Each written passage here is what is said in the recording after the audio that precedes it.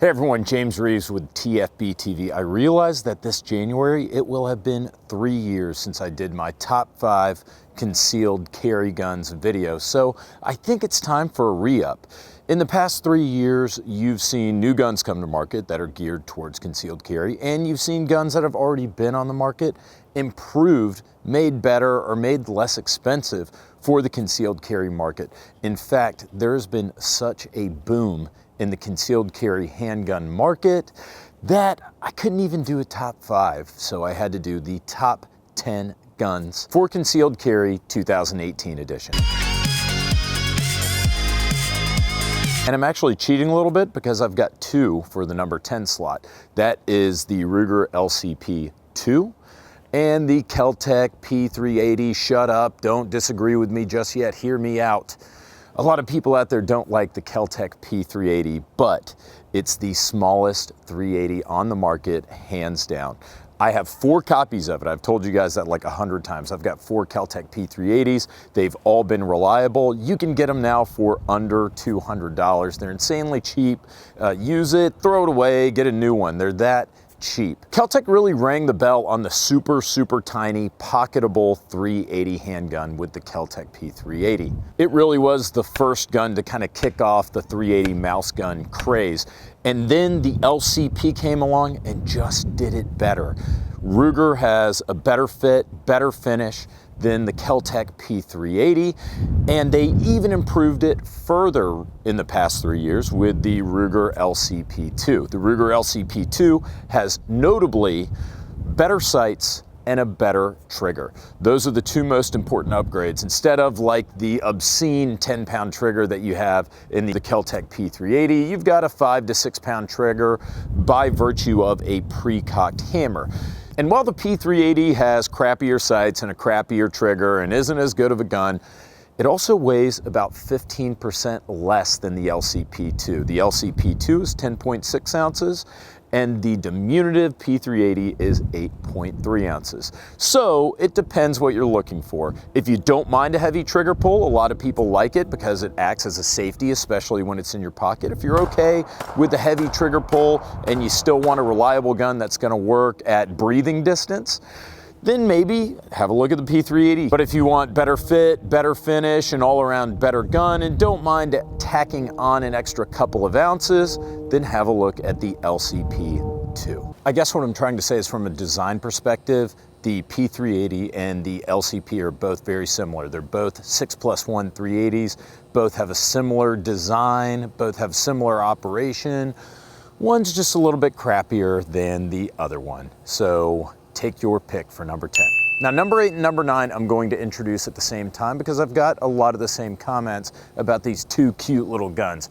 That is number 9, the Kahr P3AT, and number 8, the Kahr PM9. The Kahrs are ultra compact, single stack, 9mm 380s, 40s, and 45s, but I happen to like the P3AT and the PM9 the best. So we already talked about Kel-Tec introducing this pocket 380 craze with the Kel-Tec P3AT. Well, in my opinion, Kahr did the same thing with its 9mm single stack guns. Sure, there were 9mm single stacks that came out way before the 90s, but none of them were designed for pocket carry the way the first Kahr P9 was, or at least ultra deep concealment. They've managed to shrink the 9mm down to such a small package because of an offset feed ramp that allows them to move the gun's internals more to the interior of the frame rather than requiring a bulge or extra space in the frame. A lot of the guns that you're going to see on this list, they've got frames that are slightly bigger than the slide to accommodate all the guts.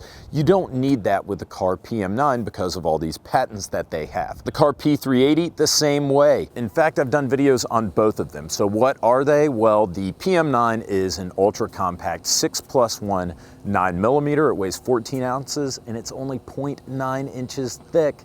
The Kahr P3AT, on the other hand, is a 380. That's also 6+1. That is, it holds 6 rounds plus 1 in the chamber of 380.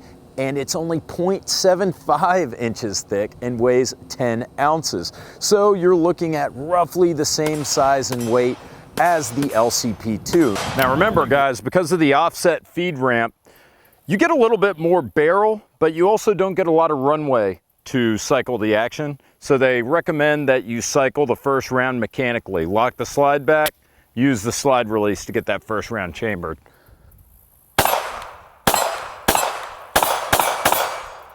God, it's astounding how well this thing shoots. The Kahr P3AT is a little bit larger than the Kel-Tec P3AT, but is of eminently better quality and functionality. In my opinion, the Kahr P3AT has great sights for how small it is, and it has an excellent trigger, although the trigger reset is a little bit slow.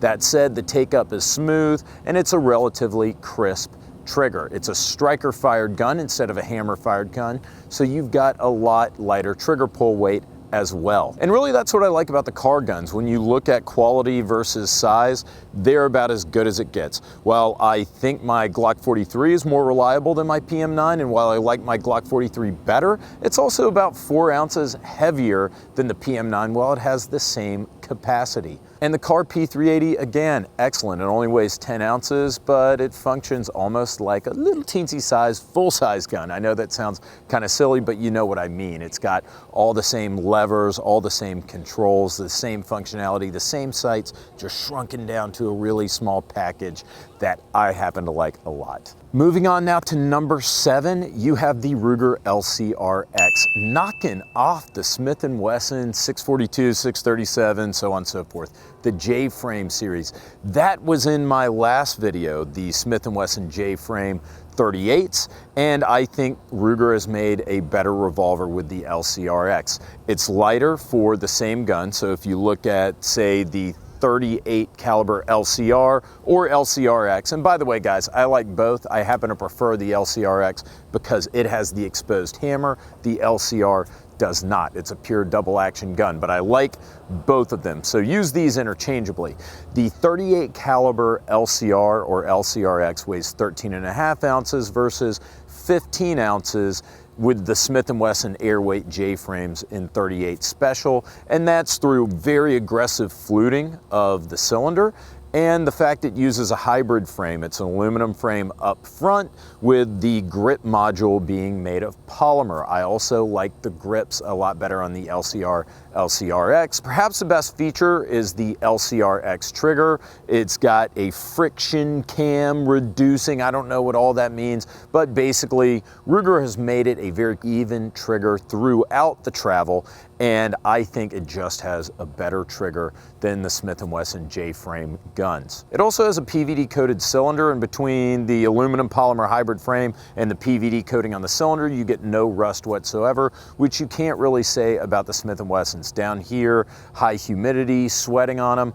I've made Smith & Wesson stainless guns rust very easily. Now, food for thought, if you want to get a gun that's a couple ounces heavier, you can also get the LCR in 9mm. And as Andrew recently pointed out, the LCR in 9mm, revolvers in 9mm, outperform 38s by a pretty big margin. So that might not be a bad option if you already have a lot of 9mm lying around and you don't want to get into a new caliber.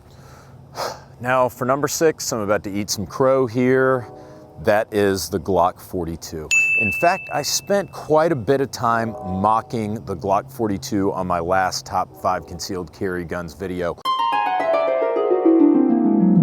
The Glock 42 is not only a lot more expensive than the Kahr, you know, 100, 150 bucks more expensive, but it's a lot larger and it's thicker.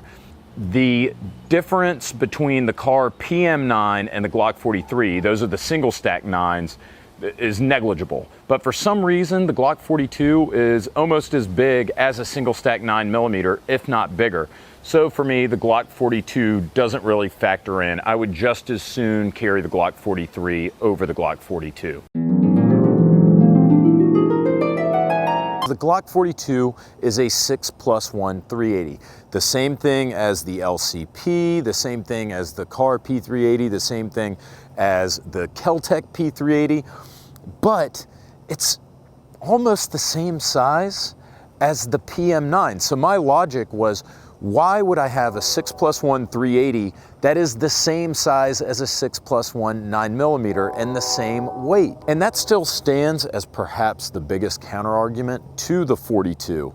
But a lot of you said to me, James, don't knock it until you try it. Buy one, shoot it, carry it, see how you feel about it. I did, and a lot of you guys out there were right. Yes, it is probably the largest single stack 380 out there that's still designed for pocket carry, and it's barely pocketable for that matter. Yes, it's the same size as some 9mm in its class, but you guys out there were right. It really does handle well. Having a little extra heft on that 380 makes it a lot more controllable than those ultra tiny 380s like the Kel-Tec P3AT or the LCP. So it really handles recoil well. Again, you got full controls, full sights, unlike say the Kel-Tec P3AT that doesn't have a last round bolt open and has a little tiny nubby magazine release. That's not the case with the Glock 42. So guys, here I am.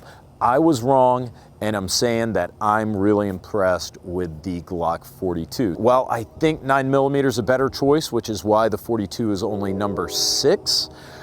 I think maybe you should look at the Glock 42 because it is a lot more controllable than the competition. And one other thing, my buddy Taryn Butler at Taryn Tactical makes a +1 extension that is virtually the same size as the factory base plate that comes on there, but you get an extra round. So now you're looking at 7+1 versus 6+1 in the competition.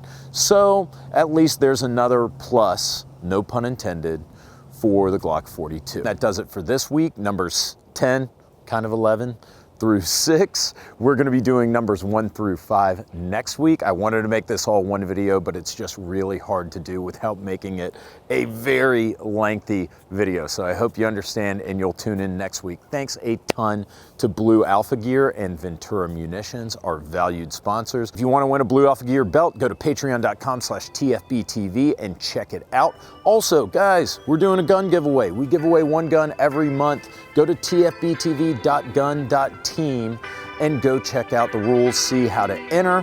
We'll give you a free gun maybe. Thanks again for watching. See you next week for numbers 1 through 5. Take care.